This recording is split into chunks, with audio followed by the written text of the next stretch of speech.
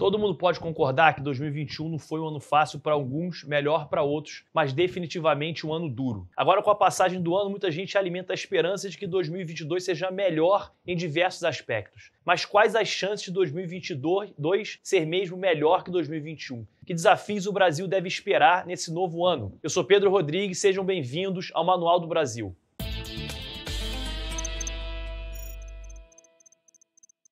Alguns dos desafios que precisamos enfrentar como nação em 2022 são velhos conhecidos. São problemas históricos que nossa sociedade tem enfrentado desde antes da redemocratização. Outros são mais recentes e se intensificaram nos últimos 2 anos, basicamente devido à pandemia da Covid-19, outros pela nossa confusão política. Lógico, diferentes setores e diferentes regiões vão ter desafios próprios. Então eu vou identificar aqueles desafios que cabem ao Brasil como um todo e que impactam toda a nossa sociedade, direta ou indiretamente. São eles: a desvalorização do nosso real, o crescimento dos juros, crescimento da inflação, o desemprego, a crise hídrica, a perda da confiança internacional no nosso país, o gargalo logístico e a nossa estagnação econômica. Sobre esse último tema, ele acaba sendo resultado da somatória de inúmeros fatores, inclusive muitos dos quais eu já citei como desafios para 2022. Esse é um dos problemas que se intensificaram pela pandemia, mas que já são um desafio nosso aqui no Brasil há muito tempo. Para a gente ter uma ideia, em 2011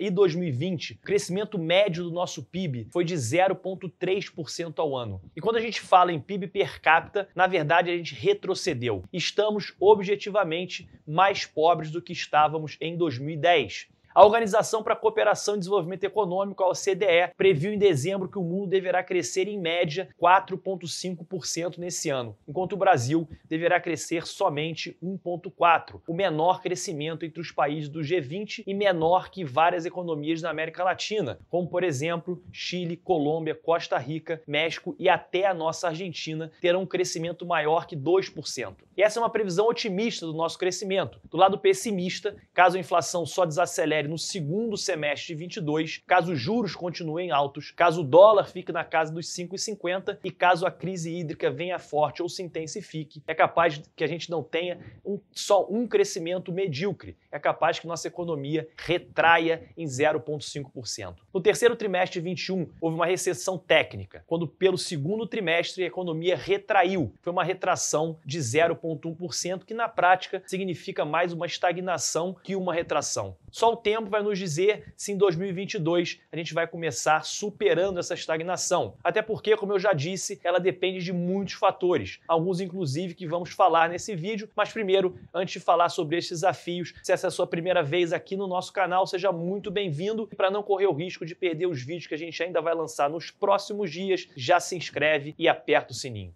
Um dos fatores mais decisivos para nos levar à estagnação, nos salvar dela, caso seja tratado corretamente, é a perda de confiança que investidores internacionais têm aqui no Brasil. Ela é devida, sobretudo, à instabilidade política e fiscal que a gente vive. Instabilidade política é o que não deve faltar por aqui em um ano de eleição ainda mais altamente polarizada. Além do mais, temos um histórico recente de desconfiança da população em relação ao Estado e de muitos atritos entre os nossos poderes da República. Essa instabilidade política e fiscal contribui muito para a desvalorização do real, que é o outro desafio que a gente tem pela frente. Em tese, o real não deveria estar tão desvalorizado. Com a retomada da economia em muitos países desenvolvidos, os preços das commodities aumentaram, o que deveria beneficiar o Brasil, que é grande exportador e produtor de commodities. O Brasil deveria, com isso, contar com mais dólares e, assim, valorizar o real em relação à moeda americana, ou pelo menos amenizar essa desvalorização. Mas justamente essa instabilidade faz do Brasil tão arriscado para os investidores que o que temos é essa desvalorização da nossa moeda que a gente está vivendo, ou seja, os dólares estão saindo aqui do nosso país. E um real desvalorizado acaba piorando outro problema que a gente vai ter que enfrentar, que é a inflação. Com nossa moeda desvalorizada, os produtos estrangeiros ficam ainda mais caros, que por sua vez encarece a produção e então o preço dos produtos. E você tem que se lembrar que isso ocorre ao mesmo tempo em vários diferentes setores. Mas a inflação alta não tem por origem somente a desvalorização da nossa moeda e a nossa instabilidade política. O mundo inteiro tem experimentado um período inflacionário, resultado da recuperação do baque que a gente sofreu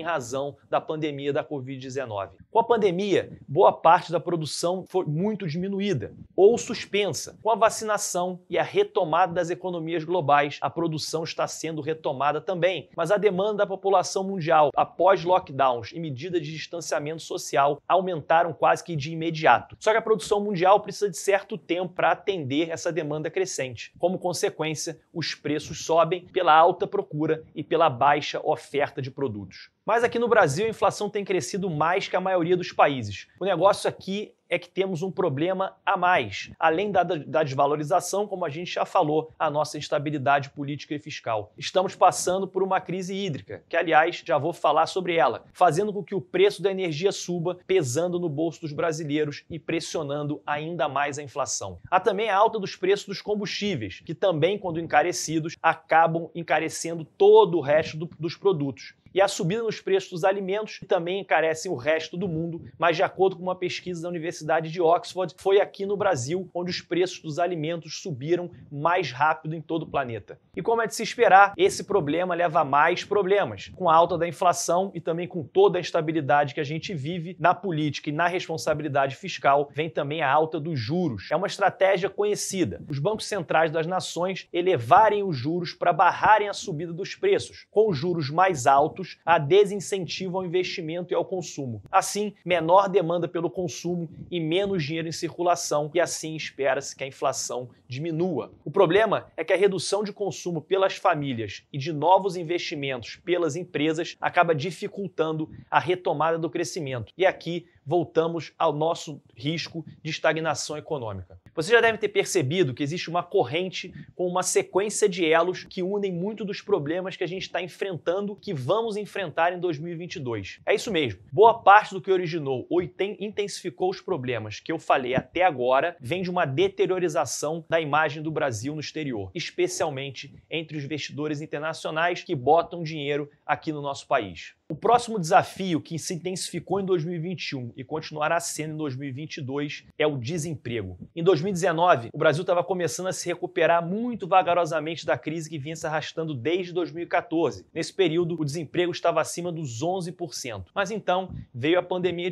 da Covid-19. Em 2020 e 2021, o desemprego ficou acima dos 13%. E para que o desemprego chegue a taxas abaixo de 10%, seria necessário que a média de crescimento da nossa economia entre 2022 e 2026 fosse de 3,5%, algo, como a gente já falou, pouco provável. Outro desafio importante é na nossa infraestrutura. Na verdade, nesse setor os desafios são muitos, mas em especial para 2022, a nossa crise hídrica e o gargalo logístico serão dos maiores problemas nessa área. A crise hídrica tem sido mais notificada e ela se dá pela união de dois fatores. O primeiro, a gente está passando pela maior seca dos últimos 91 anos. E segundo, baixo investimento no reforço e diversificação da nossa matriz elétrica ao longo de sucessivos anos e governos. Esse é um problema que leva tempo para ser resolvido, mas que traz consequências diretas na nossa sociedade e no nosso bolso. Como eu já disse, a crise e o consequente aumento do custo da energia impactam na veia da nossa inflação, mas também prejudicam o nosso desempenho econômico, especialmente das indústrias. O governo já anunciou cortes e medidas de redução de consumo em prédios públicos, além de incluir a bandeira tarifária nas contas de energia. Mesmo assim, a Agência Nacional de Energia Elétrica prevê um aumento de 20% na nossa conta em 2022. Isso mesmo que você ouviu, mais 20% na conta pode vir nesse ano. E óbvio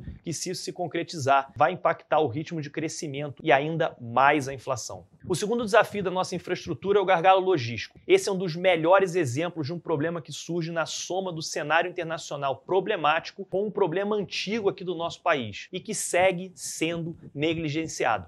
Com a pandemia, vários portos tiveram suas atividades suspensas ou muito atrasadas. Cada dia de atraso ou suspensão é um novo golpe na cadeia de produção global. Já com a retomada da economia e a demanda por produtos aumentou muito rápido, isso enquanto a cadeia logística global ainda estava muito desorganizada. Aumento do preço de containers e demora maior no transporte de bens foram algumas das consequências que a gente enfrentou. Lógico que esses fatores levaram ao encarecimento absurdo do frete. Para a gente ter uma ideia, entre 2020 e 2021, o frete da vinda de um container da Ásia para cá subiu mais de 400%. É claro, como você já deve imaginar, isso contribuiu para o encarecimento dos bens no mundo inteiro e então para a continuidade da inflação mundial. E aqui no Brasil não podia e não foi diferente. 2022 não parece ser um ano tão tranquilo, mas eu não quero espalhar pessimismo por aqui. Apesar de ser um ano desafiador, pode marcar o recomeço e o fim de um ciclo. O recomeço de um mundo com crescimento econômico e o fim de um ciclo de pandemia que já nos toma há mais de 2 anos. E agora eu quero saber de você. O que você acha de 2022? Vai ser um passeio no parque ou um passeio num campo minado? Comenta aqui embaixo sobre os temas que você gostaria de ver abordados aqui no nosso canal. A sua ajuda é essencial para fazer o Manual do Brasil crescer cada vez mais. Por isso, não esquece de dar o seu like e compartilhar com todos os seus amigos e familiares. Valeu e até o próximo vídeo. O frete que vinha do... caralho, errei.